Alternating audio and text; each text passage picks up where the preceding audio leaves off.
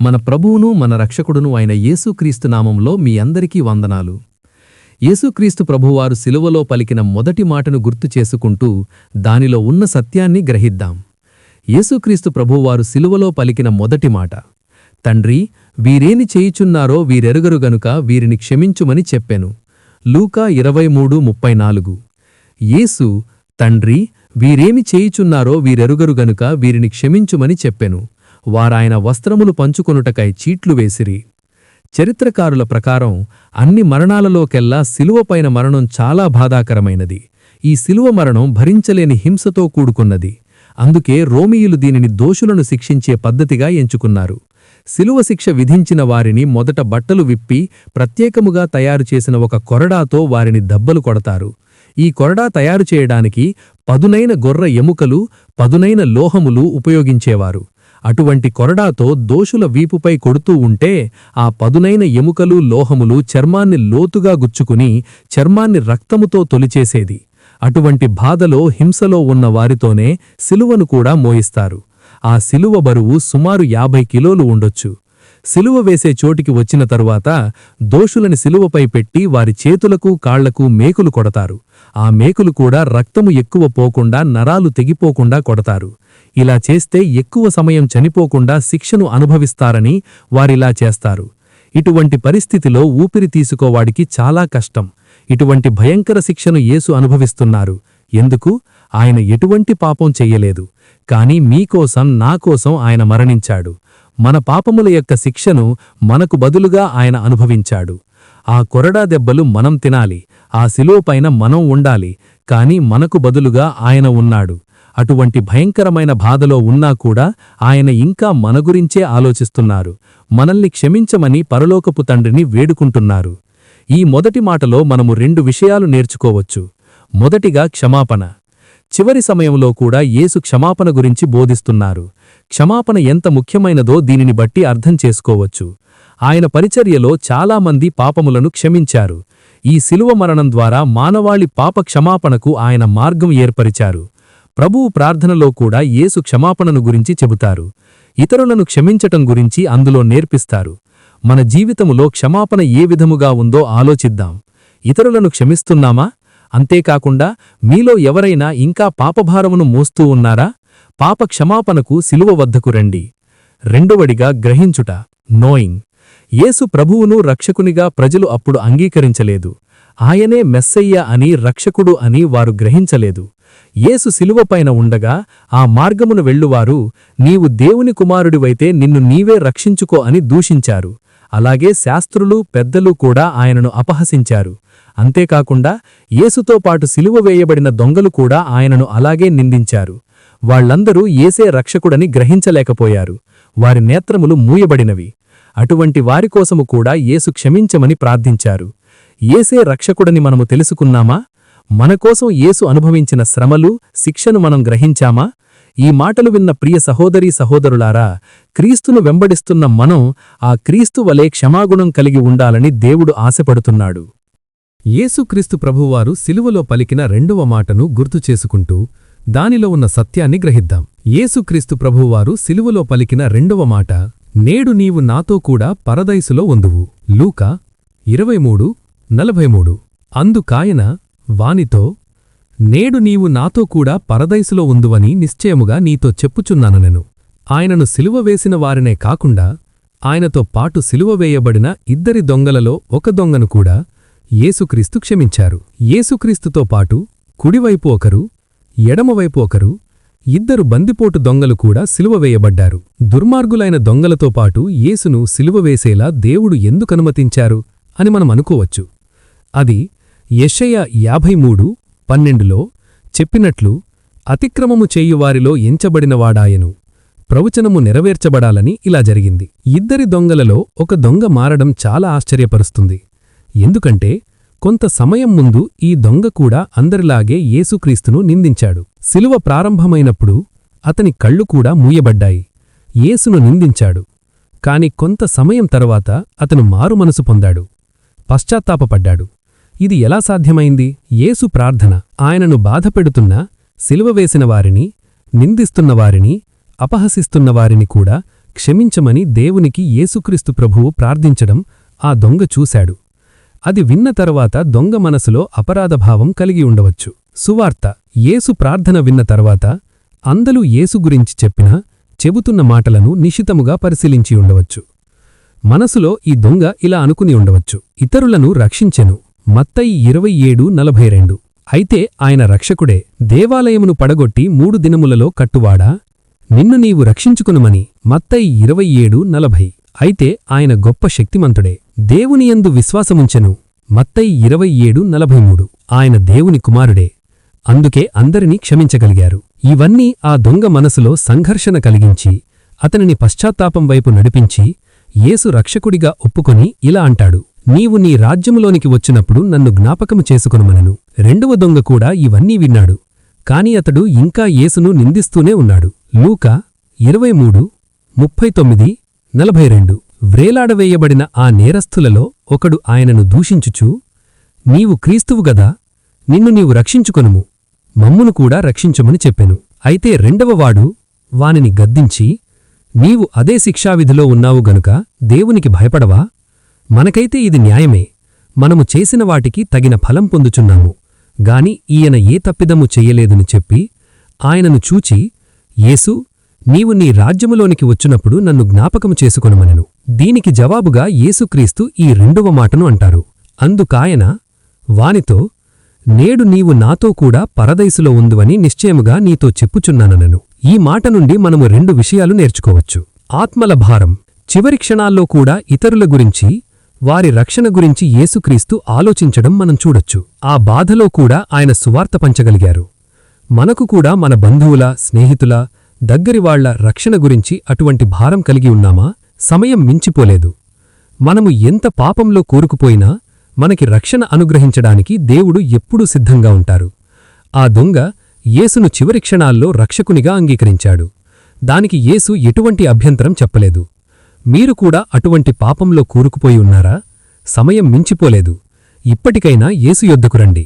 1 యోహాను 1:9. మన పాపములను మనము ఒప్పుకొనిన ఎడల ఆయన నమ్మదగినవాడును నీతిమంతుడును గనుక ఆయన మన పాపములను క్షమించి సమస్త దుర్నీతి నుండి మనలను పవిత్రులనుగా చేయును.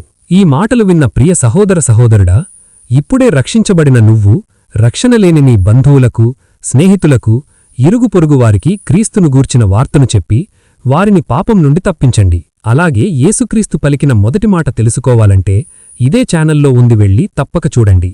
దేవుడు మిమ్ములను దీవించునుగాక. యేసుక్రీస్తు ప్రభువువారు శిలువలో పలికిన 3వ మాటను గుర్తుచేసుకుంటూ దానిలో ఉన్న సత్యాన్ని గ్రహిద్దాం. యేసుక్రీస్తు ప్రభువువారు శిలువలో పలికిన 3వ మాట, అమ్మా, ఇదిగో నీ కుమారుడు. యోహాను 19:26. యేసు తన తల్లియూ తాను ప్రేమించిన శిష్యుడునూ దగ్గర నిలుచుండుట చూచి, అమ్మా, ఇదిగో నీ కుమారుడు అని తన తల్లితో చెప్పెను. ఆ శిలువపై బాధపడుతూనే యేసు ఆయన తల్లిని చూశారు. అప్పుడు ఆమెను పిలిచి, అమ్మా, ఇదిగో నీ కుమారుడు అని తన తల్లితో చెప్పెను. తరువాత శిష్యుణ్ణి చూచి, ఇదిగో నీ తల్లి అని చెప్పెను. ఆ గడియ నుండి ఆ శిష్యుడు ఆమెను తన ఇంట చేర్చుకొనెను. ఈ 3వ మాటలో యేసు మనకు బాధ్యతలు ఎలా నిర్వర్తించాలో నేర్పిస్తున్నారు. ముఖ్యముగా కుటుంబ బాధ్యత ఎంత ముఖ్యమో ఆయన చెబుతున్నారు. యూదుల శాసనం ప్రకారం మొదటి సంతానము వారి తల్లిదండ్రుల బాధ్యత తీసుకోవాలి. ఆ శాసనాన్ని ఇక్కడ యేసుక్రీస్తు నిర్వర్తిస్తున్నారు. మరణించే ముందు ఆయన తల్లి క్షేమం గురించి ఆలోచించి యోహానుకి తల్లి బాధ్యత అప్పగించారు. పరలోకపు తండ్రి ఆయనకు అప్పగించిన గొప్ప కార్యమును చేస్తూ కూడా ఆయన తన కుటుంబ బాధ్యత మరచిపోలేదు. పరిచర్య ప్రారంభించకముందు చిన్నప్పటి నుండి యేసు తల్లిదండ్రులకు విధేయత చూపించారని వాక్యము చెబుతోంది. ఈ 3వ మాట నుండి నేర్చుకోవాల్సింది, ఆత్మీయముగా దేవునిలో ఎదగడముతో పాటు సంఘ సహవాసము, కుటుంబ బాధ్యతలు కూడా సమర్థముగా మనం నిర్వర్తించాలి. ఈ రోజుల్లో తల్లిదండ్రులను నిర్లక్ష్యం చేస్తున్న పిల్లలు ఎంతమంది లేరు? బైబిల్ ఈ విధంగా సెలవిస్తోంది, నీకు మేలు కలుగునట్లు నీ తండ్రిని, తల్లిని సన్మానింపుము, అప్పుడు నీవు భూమిమీద దీర్ఘాయుష్మంతుడవగువు. ఇది వాగ్దానముతో కూడిన ఆజ్ఞలలో మొదటిది. ఎఫెసీయులకు 6:2. అవును, ఈ భూమిమీద దీర్ఘాయుష్మంతుడవగునట్లు నీ తల్లిని తండ్రిని సన్మానించండి, అంతేగాని నిర్లక్ష్యం చేసి శాపగ్రస్తులు కాకండి. యేసుక్రీస్తు ప్రభువువారు సిలువలో పలికిన 4వ మాటను గుర్తుచేసుకుంటూ దానిలో ఉన్న సత్యాన్ని గ్రహిద్దాం. యేసుక్రీస్తు ప్రభువారు సిలువలో పలికిన 4వ మాట: నా దేవా నా దేవా నన్నెందుకు చెయ్యి విడిచితివి. మత్తయి 27:46. ఇంచుమించు 3 గంటలప్పుడు యేసు ఏలీ ఏలీ లామా సబక్థానీ అని బిగ్గరగా కేకవేశెను. ఆ మాటకు నా దేవా నా దేవా నన్నెందుకు చెయ్యి విడిచితివని అర్థము. ఈ 4వ మాట యేసుక్రీస్తు కీర్తనలు 22 అధ్యాయము 1 వచనం నుండి చెబుతారు. కీర్తనలు 22:1. నా దేవా నీవు నన్నేల విడనాడితివి, నన్ను రక్షింపక నా ఆర్తధ్వని వినక నీవేల దూరముగానున్నావు. తండ్రియైన దేవునితో యేసుక్రీస్తు బంధం చాలా గొప్పది. ఆ బంధం ఎంతో దగ్గరైనది, ఎంతో బలమైనది. యేసుక్రీస్తు అద్భుతములు చేసినప్పుడు, స్వస్థత చేసినప్పుడు అది మనం చూడవచ్చు. పాపులను క్షమించే అధికారము కూడా దేవుడు యేసుక్రీస్తుకి ఇచ్చారు. అంతేకాకుండా తండ్రి ఏమి చెబితే నేను అదే మాట్లాడుతానని యేసు చెబుతారు. ఉదాహరణకు కింద ఉన్న వాక్యములు చూడండి. యోహాను 5:19. కాబట్టి యేసు వారికిట్లు ప్రత్యుత్తరమిచ్చెను: తండ్రి ఏది చెయ్యుట కుమారుడు చూచునో అదే కాని తనంతట తాను ఏదియూ చెయ్యనేరడు. ఆయన వేటిని చెయ్యునో వాటినే కుమారుడును అలాగే చెయ్యును. యోహాను 8:28. కావున యేసు మీరు మనుష్యకుమారుని పైకెత్తినప్పుడు నేనే ఆయనననియూ, నా అంతట నేను ఏమియూ చెయ్యక తండ్రి నాకు నేర్పినట్టు ఈ సంగతులు మాటలాడుచున్నాననియూ మీరు గ్రహించెదరు. తండ్రి అయిన దేవునికి మనమీద ఉన్న గొప్ప ప్రేమను అర్థం చేసుకోవచ్చు. మనల్ని ఎంతగానో ప్రేమించిన దేవుడు ఆయన కుమారుడిని కూడా బలియర్పణగా మన పాపక్షమాపణ కోసం ప్రసాదించారు. యేసుక్రీస్తు ప్రభువారు సిలువలో పలికిన 5వ మాటను గుర్తుచేసుకుంటూ దానిలో ఉన్న సత్యాన్ని గ్రహిద్దాం. యేసుక్రీస్తు ప్రభువారు సిలువలో పలికిన 5వ మాట: నేను దప్పిగొనుచున్నాననెను. యోహాను 19:28. అటు తరువాత సమస్తమును అప్పటికి సమాప్తమైనదని యేసు ఎరిగి లేఖనము నెరవేరునట్లు నేను దప్పిగొనుచున్నాననెను. యేసుక్రీస్తును సిలువ వేసినప్పుడు మొదట ఆయనకు చేదును కలిపిన ద్రాక్షారసం ఇస్తారు. అయితే అది ఆయన స్వీకరించలేదు. కొన్ని గంటల తరువాత ప్రవచనములు నెరవేర్చడానికి ఆయన నేను దప్పిగొనుచున్నాను అంటారు. ఆ ప్రవచనము కీర్తనలు 69:21లో ఇలా ఉంటుంది. కీర్తనలు 69:21. వారు చేదును నాకు ఆహారముగా పెట్టిరి, నాకు దప్పి అయినప్పుడు చిరకను త్రాగనిచ్చిరి. ఈ మాట ద్వారా ఆయన భౌతిక శరీరములో సామాన్య మానవునివలే బాధను అనుభవించారు అని తెలుసుకోవచ్చు. ఇందులో ఇంకొక పాఠం: యేసుక్రీస్తు దప్పికగా ఉంది అంటే మీకు కూడా ఆయనకు నీళ్లు ఇవ్వాలని ఉంది కదా. మనం ఆ సమయములో అక్కడ లేకపోవచ్చు, కాని మనం రోజూ యేసుక్రీస్తుకు దాహం తీర్చే మార్గం చెప్పారు.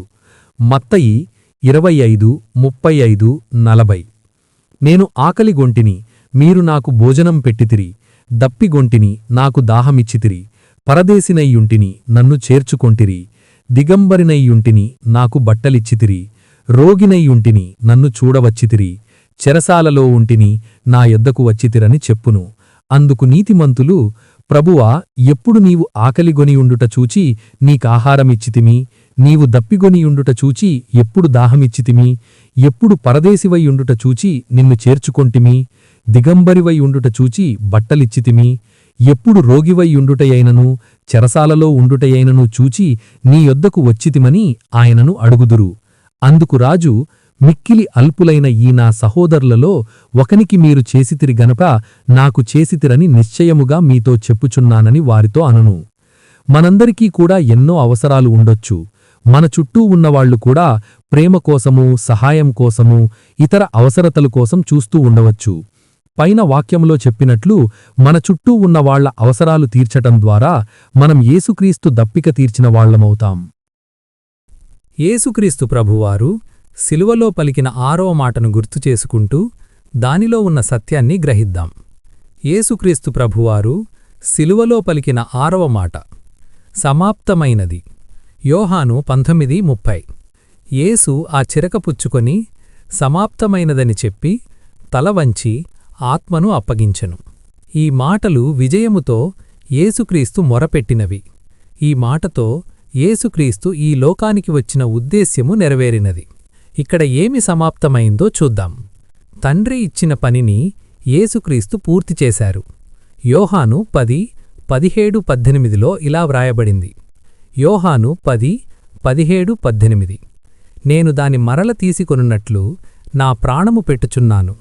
ఇందువలననే నా తండ్రి నన్ను ప్రేమించుచున్నాడు. ఎవడునూ నా ప్రాణము తీసికొనడు. నా అంతట నేనే దాని పెట్టుచున్నాను. దాని పెట్టుటకు నాకు అధికారము కలదు. దాని తిరిగి తీసుకొనుటకును నాకు అధికారం కలదు. నా తండ్రి వలన ఈ ఆజ్ఞ పొందితిననెను. మానవుల రక్షణ కోసం తండ్రి అయిన దేవుడు యేసుక్రీస్తుకి ఒక గొప్ప కార్యమును అప్పగించారు. పాపము లేకుండా జీవించి లోక రక్షణార్థం శిలువపై బలియర్పణగా తన్ను తాను అర్పించుకుని యేసుక్రీస్తు ప్రభువు ఆ కార్యమును సమాప్తం చేశారు. ప్రవచనములు నెరవేర్చెను. పాత నిబంధన గ్రంథంలో సుమారు 300 ప్రవచనాలు యేసుక్రీస్తు జీవితంలో, ఆయన పరిచర్యలో, ఆయన శిలువ మరణంలో, పునరుత్థానంలో నెరవేర్చబడ్డాయని ఎన్నో అధ్యయనాలు వెల్లడించాయి. ఒక ఉదాహరణగా ఆయన మరణమును ప్రవచించిన ఒక వాక్యము చూద్దాం. యెషయా 53:3-6, 8, 12 అతడు తృణీకరింపబడినవాడును ఆయను, మనుష్యుల వలన విసర్జింపబడినవాడును, వ్యసనాక్రాంతుడుగాను, వ్యాధిననుభవించినవాడుగాను, మనుష్యులు చూడనొల్లనివాడుగానూ ఉండెను. అతడు తృణీకరింపబడినవాడు గనక మనము అతనిని ఎన్నిక చేయకపోతిమి. నిశ్చయముగా అతడు మన రోగములను భరించెను, మన వ్యసనములను వహించెను. అయినను మొత్తబడినవానిగాను, దేవుని వలన బాధింపబడినవానిగాను, శ్రమనుందినవానిగాను మనమతనిని ఎంచితిమి. మన అతిక్రమ క్రియలను బట్టి అతడు గాయపరచబడ్డాడు, మన దోషములను బట్టి నలగగొట్టబడ్డాడు. మన సమాధానార్థమైన శిక్ష అతని మీద పడెను. అతడు పొందిన దెబ్బలచేత మనకు స్వస్థత కలుగుచున్నది. మనమందరము గొర్రెలవలే త్రోవ తప్పిపోతిమి. మనలో ప్రతివాడును తనకిష్టమైన త్రోవకు తొలిగెను. యెహోవా మనందరి దోషమును అతనిమీద మోపెను. అన్యాయపు తీర్పు నొందినవాడై అతడు కొనిపోవబడ్డాడు. అతడు నా జనుల అతిక్రమమును బట్టి మొత్తబడ్డాడుగదా. సజీవుల భూమిలో నుండి అతడు కొట్టివేయబడ్డాడు. అయినను అతని తరమువారిలో ఈ సంగతి ఆలోచించినవారెవరు? కావున గొప్పవారితో నేను అతనికి పాలు పంచిపెడతాను. ఘనులతో కలిసి అతడు కొళ్లసొమ్ము విభాగించుకొనును. ఏలయనగా మరణమునొందునట్లు అతడు తన ప్రాణమును ధారపోసెను. అతిక్రమము చేయువారిలో ఎంచబడినవాడాయను. అనేకుల పాపమును భరించుచు తిరుగుబాటు చేసిన వారిని గూర్చి విజ్ఞాపనము చేసెను. ఈ ప్రవచనాల ద్వారా పాపము నుండి ప్రజలను రక్షించడానికి ఒక రక్షకుణ్ణి ప్రసాదిస్తానని దేవుడు వాగ్దానం చేశారు. ఆ వాగ్దానం యేసుక్రీస్తులో నెరవేరినది. క్రిందవచనములు కూడా దానిని ధృవీకరిస్తాయి. 1 పేతురు 2:24 మనము పాపముల విషయమై చనిపోయి నీతి విషయమై జీవించునట్లు ఆయన తానే తన శరీరమందు మన పాపములను మ్రానుమీద మోసికొనెను. ఆయన పొందిన గాయముల చేత మీరు స్వస్థత నొందితిరి. 1 కొరింథీయులకు 15:3-4 నాకియ్యబడిన ఉపదేశమును మొదటి మీకు అప్పగించితిని. అదేమనగా లేఖనముల ప్రకారము క్రీస్తు మన పాపముల నిమిత్తం మృతి పొందెను, సమాధి చేయబడ్డాడు, లేఖనముల ప్రకారము 3వ దినమున లేపబడ్డాడు. సాతానుపై విజయం. శిలువపై యేసుక్రీస్తు ప్రభువు ముగించిన మరియొకటి సాతానుపై విజయం. 1 యోహాను 3:8 ఇలా ఉంటుంది. యేసుక్రీస్తు ఆ పని శిలువపై ముగించారు. 1 యోహాను 3:8 అపవాది మొదటి నుండి పాపము చేయుచున్నాడు గనక పాపము చేయువాడు అపవాది సంబంధి. అపవాది యొక్క క్రియలను లయపరచుటకే దేవుని కుమారుడు ప్రత్యక్షమాయెను. ఆదికాండము 3:15 మరియు నీకును స్త్రీకి నీ సంతానమునకును ఆమె సంతానమునకును వైరము కలుగచేసెదను. అది నిన్ను తలమీద కొట్టును, నీవు దానిని మడిమెమీద కొట్టుదువని చెప్పెను. శిలువపై యేసుక్రీస్తు ప్రభువు సాతానుపై విజయం సాధించారు. యేసుక్రీస్తు తన పనిని సంపూర్తి చేశారు. యేసుక్రీస్తు ప్రభువారు శిలువలో పలికిన 7వ మాటను గుర్తుచేసుకుంటూ దానిలో ఉన్న సత్యాన్ని గ్రహిద్దాం. యేసుక్రీస్తు ప్రభువారు శిలువలో పలికిన 7వ మాట, తండ్రి, నీ చేతికి నా ఆత్మను అప్పగించుకొనుచున్నానెను. లూకా 23:46 అప్పుడు యేసు గొప్ప శబ్దముతో కేకవేసి, తండ్రి, నీ చేతికి నా ఆత్మను అప్పగించుకొనుచున్నానెను. ఆయన ఈలాగు చెప్పి ప్రాణము విడిచెను. మరణించే ముందు యేసుక్రీస్తు పలికిన చివరి మాటలు ఇవి. ఈ లోకానికి వచ్చిన పనిని కీర్తనలు 31:5 వచనంతో యేసుక్రీస్తు ముగిస్తారు. తండ్రి అయిన దేవునిపై యేసుక్రీస్తుకు ఎంత నమ్మకం విశ్వాసం ఉందో ఈ మాట ద్వారా అర్థమవుతుంది. అప్పగించుకొనుచున్నాను అన్న మాట ఇక్కడ చాలా ముఖ్యమైంది. ఇక్కడ ఆత్మ ఆయనను విడిచిపోలేదు. ఆయన అప్పగిస్తే, ఆయన అనుకున్నప్పుడు దేవునికి అప్పగిస్తే ఆత్మ ఆయనను విడిచెను. దీని ద్వారా ఆయన యొక్క సంపూర్ణ సమర్పణ అర్థమవుతుంది. అంతేకాకుండా ఆయన ప్రతిరోజూ సంపూర్ణ సమర్పణలో జీవించినట్లే మరణములో కూడా సంపూర్ణ సమర్పణతో మరణించారు. ప్రతిరోజూ తండ్రి మాటలు వింటూ విధేయత చూపిస్తూ మరణంలో కూడా విధేయత చూపించారు. ఫిలిప్పీయులకు 2:8 మరియు ఆయన ఆకారమందు మనుష్యుడుగా కనబడి మరణము పొందునంతగా అనగా శిలువ మరణము పొందునంతగా విధేయత చూపిన వాడై తన్ను తాను తగ్గించుకొనెను. మన జీవితము కూడా దేవునికి సంపూర్ణముగా అర్పించామా? దేవుని యొక్క ఉద్దేశము కొరకు, ఆయన రాజ్యము కొరకు మన జీవితాలు సమర్పించుకున్నామా? రోమీయులకు 12:1 కాబట్టి సహోదరులారా, పరిశుద్ధమును దేవునికి అనుకూలమునైన సజీవయాగముగా మీ శరీరములను ఆయనకు సమర్పించుకొనుడని దేవుని వాత్సల్యమును బట్టి మిమ్మును బ్రతిమాలుకొనుచున్నాను. ఇట్టి సేవ మీకు యుక్తమైనది. చివరగా యేసుక్రీస్తు ప్రభువు శిలువ మరణం వలనే మానవాళికి పాప విమోచన కలిగింది. ఆ శిలువ వలనే దేవుని దృష్టిలో మనము నీతిమంతులుగా ఎంచబడ్డాము. దేవుని కృప, నీతి, పాపక్షమాపణ శిలువ వద్దనే మనకు దొరుకుతాయి. యేసుక్రీస్తు ప్రభువు బలి అర్పణ వలనే మనకు జీవం అనుగ్రహించబడినది. మీలో ఎవరైనా ఇంకా పాపంలో జీవిస్తుంటే, పాపభారమును మోస్తుంటే ఇప్పటికైనా యేసు యొద్దకు రండి. తండ్రి అయిన దేవుడు మిమ్మల్ని దగ్గరకు చేర్చుకోవడానికి సిద్ధముగా ఉన్నారు. మిమ్మల్ని క్షమించి రక్షణ భాగ్యం అనుగ్రహించడానికి సిద్ధంగా ఉన్నారు. ఒకవేళ మీకు యేసు గురించి తెలిసి ఆయన సహవాసము నుండి దూరంగా వెళ్ళిపోయారా? దేవుడు మిమ్మల్ని తిరిగి రమ్మంటున్నారు. యేసు యొద్దకు వచ్చి పాపములను ఒప్పుకొని ఆయనకు మీ జీవితమును సమర్పించుకొనండి. యోహాను 16:16 దేవుడు లోకమును ఎంతో ప్రేమించెను, కాగా ఆయన తన అద్వితీయ కుమారునిగా పుట్టిన వానియందు విశ్వాసముంచు ప్రతివాడును నశింపక నిత్యజీవం పొందనట్లు ఆయనను అనుగ్రహించెను. ఆ దేవుడు మిమ్ములను ఆశీర్వదించునుగాక.